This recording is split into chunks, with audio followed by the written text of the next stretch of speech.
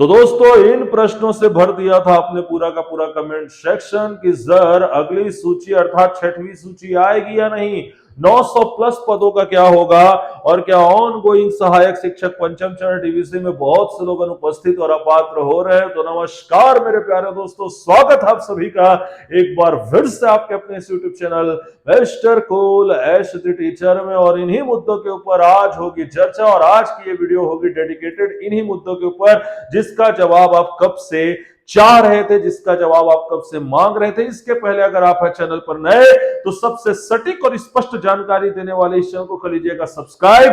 अभी भी 50% लोग ऐसे हैं जिन्होंने चैनल को सब्सक्राइब नहीं किया है और रेगुलर मेरी वीडियो देखना करते हैं पसंद, तो भैया सब्सक्राइब के बटन को दबा दीजिए। मैंने खुद भी दबा करके देखा था, ऐसी कोई भी प्रॉब्लम मुझे नजर नहीं आई। तो भैया चैनल को सब्सक्राइब करके वीडियो देखा करें, आपको और भी मजा आएगा।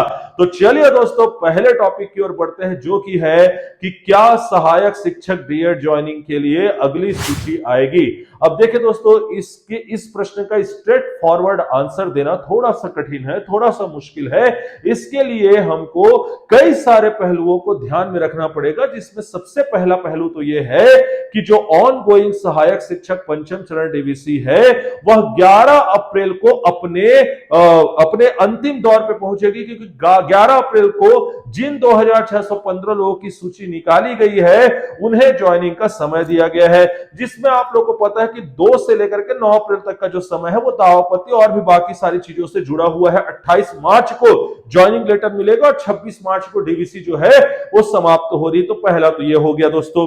दूसरी इंपॉर्टेंट बात कि आपको पता है 925 2025, 1179 2025, 942 2025, ये 3 मुद्दे डीएड वर्सेस डीएड के मैटर पर हाई कोर्ट में रनिंग है, जिसमें ऐसे कैंडिडेट्स जिनके पास बीएड और डीएड दोनों की डिग्री है उनके ऊपर हाई कोर्ट का अंतिम निर्णय कब तक आता है दोस्तों, इसके ऊपर भी डिपेंड करेगा अगली सूची। तो अगली सूची को जल्द से जल्द निकालने के लिए यह भी जरूरी है कि इन सारे मुद्दों पर जल्दी से जल्दी डिसीजन आए। अब यहां पर हमको एक बात और ध्यान रखनी है कि ये जो ऑन गोइंग केस है दोस्तों, इसमें सर्वे सर्वा और सबसे इंपॉर्टेंट हो गया है आपका डीपीआई। जी हां दोस्तों, डीपीआई की ओर से जिन्हें पात्र माना जाएगा वे पात्र कहलाएंगे, जिन्हें अपात्र माना जाएगा वे अपात्र कहलाएंगे, क्योंकि ऑनरेबल जस्टिस समितेंद्र किशोर प्रसाद जी का स्पष्ट ये डिसीजन था। ये उन्होंने स्पष्ट रूप से अपने ऑर्डर शीट में लिखा हुआ था कि मैं यहां पर ये डिसाइड नहीं करूंगा कि पात्र अपात्र कौन है, ये पूरा डिसाइड करने का अधिकार डीपीआई और जो भी डीपीआई इससे जुड़े लोग हैं, संबंधित लोग हैं, उनके ऊपर है। तो यहां पर हमको केस के ऊपर भी अपनी पैनी निगाह बना करके रखनी पड़ेगी दोस्तों। और एट लास्ट सबसे इंपॉर्टेंट चीज जिसको हमको नहीं भूलना है वो ये है कि 2621 पदों के लिए वैलिडिटी बढ़ाई गई है सिर्फ 1 जुलाई 2025 तक के। तो यदि 11 अप्रैल को सहायक शिक्षक पंचम चरण डीवीसी का समाप्त होता है तो उसके पश्चात कितनी जल्दी ये डीएड वर्सेस डीएड का मामला क्लियर होगा और कितनी जल्दी ये डिसाइड हो पाएगा कि पात्र कितने और अपात्र कितने हैं, इसके ऊपर डिपेंड करता है कि आपकी अगली सूची कब तक आएगी।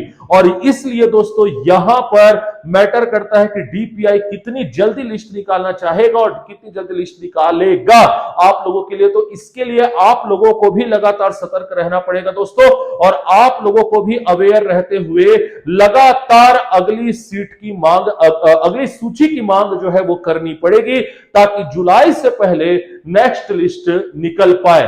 तो यह हुआ आपके पहले क्वेश्चन का जवाब कि सर 6th लिस्ट आएगी या नहीं आएगी, पहली इंपॉर्टेंट बात। दूसरी इंपॉर्टेंट बात कि बहुत सारे लोगों का यह प्रश्न था मुझसे, और जो कि इंस्टाग्राम पर भी मुझसे पूछा गया कि सर बहुत सारे यूट्यूबर्स ये बता रहे हैं कि बहुत से लोग अपात्र हो रहे हैं, अनुपस्थित हो रहे हैं।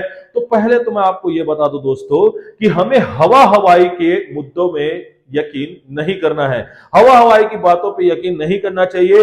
और जो मुझे शुरू से फॉलो करते हैं उन्हें पता है कि आपका अपना mister cool as the teacher सिर्फ और सिर्फ ऑथेंटिक डाटा और ऑथेंटिक सूचनाओं के ऊपर ही भरोसा करते हुए वही न्यूज आप तक के पहुंचाता है।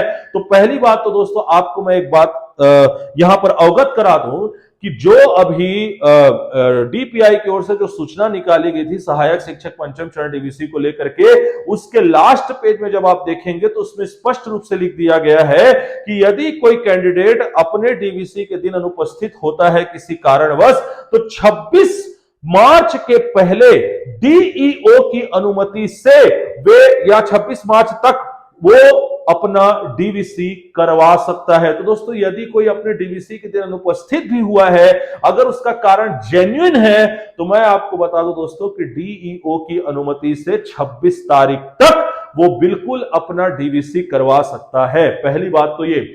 दूसरी इंपॉर्टेंट बात कि कितने अपात्र हैं और कितने अनुपस्थित हो रहे हैं, ये तो एक कॉन्फिडेंशियल डाटा है दोस्तों। तो ये कॉन्फिडेंशियल डाटा जब तक के एक प्रपत्र के फॉर्म में या एक ऑथेंटिक जानकारी के फॉर्म में नहीं आ जाती, तब तक के ना तो मैं ये बता सकता हूं कि कितने लोग अपात्र हुए हैं, ना कोई और बता सकता है कि कितने लोग अपात्र हुए हैं। जिस दिन डीवीसी खत्म होगी उसके बाद हमको ये सिनारियो क्लियर होगा दोस्तों। उसके बाद भी मुश्किल है, क्योंकि जैसा कि मैंने बोला 11 अप्रैल को ज्वाइनिंग के बाद, चूंकि 2 से 9 अप्रैल तक का जो समय दिया गया वो यही सब कारणों से दिया गया दोस्तों।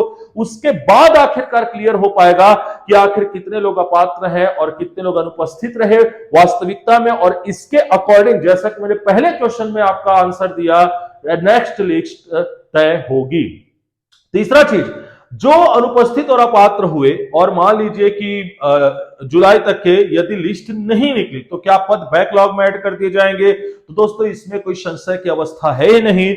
त्वरित प्रभाव से आप ये मान सकते हैं कि इन पदों को बैकलॉग में जोड़ा जाए, जो भी अगली आने वाली भर्ती है। और चलिए दोस्तों, अब आपके अंतिम प्रश्न और सबसे ज्वलंत प्रश्न की ओर चलते हैं कि क्या आपको लगता है सर कि 900 प्लस पदों का क्या होगा?